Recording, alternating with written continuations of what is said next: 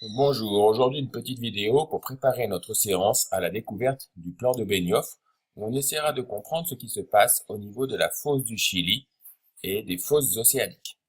Donc, nous avons vu que la répartition des séismes mondiaux dessine des grandes lignes à la surface de la Terre et que ces lignes délimitent des grandes plaques tectoniques ou plaques de lithosphère. Nous savons aussi que cette lithosphère est composée de roches rigides, qu'elle a une épaisseur d'environ 100 km et qu'elle flotte entre guillemets sur de l'asténosphère moins rigide.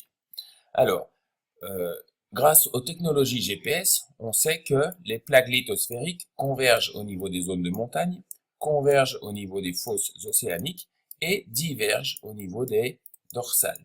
Donc la semaine dernière, nous avons étudié cette divergence en travaillant avec la dorsale médio-atlantique. Donc nous avons remarqué tout d'abord que les fonds océaniques étaient composés de basalte, des roches volcaniques. Et puis nous avons vu que par rapport à l'axe de la dorsale, ces basaltes avaient une répartition bien spéciale. En effet, plus on s'approche de la dorsale et plus les roches sont jeunes.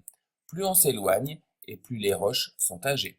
Donc de cette répartition bien particulière, nous avons pu en déduire que les fonds océaniques se créaient à partir d'un phénomène qu'on appelle le double tapis roulant. C'est-à-dire que les magmas qui se déposent et qui fabriquent les nouveaux basaltes ici vont repousser les magmas plus anciens ou les basaltes plus anciens et donc créer l'expansion océanique grâce à un phénomène qu'on appelle le double tapis roulant.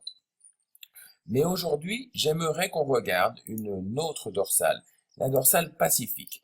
Donc si je regarde cette dorsale ici, je vois qu'elle ressemble à la dorsale atlantique. Là aussi, les roches les plus jeunes sont au niveau de la dorsale et plus je m'éloigne, plus les roches vieillissent.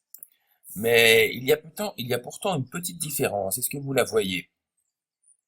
Si on regarde les roches les plus vieilles, qu'est-ce qu'on remarque? On voit que les roches qui ont plus de 60 millions d'années, si elles sont présentes à l'ouest de la dorsale, au niveau de la fosse du Chili, on ne les retrouve pas. Que s'est-il donc passé? Que se passe-t-il à ce niveau-là? Eh bien, pour comprendre, on va faire une petite coupe à l'aide d'un logiciel qu'on appelle Tectoblog et on obtiendra quelque chose comme ceci. Et pendant cette séance de travail, on essaiera de comprendre pourquoi les séismes s'enfoncent comme ceci sous l'Amérique du Sud.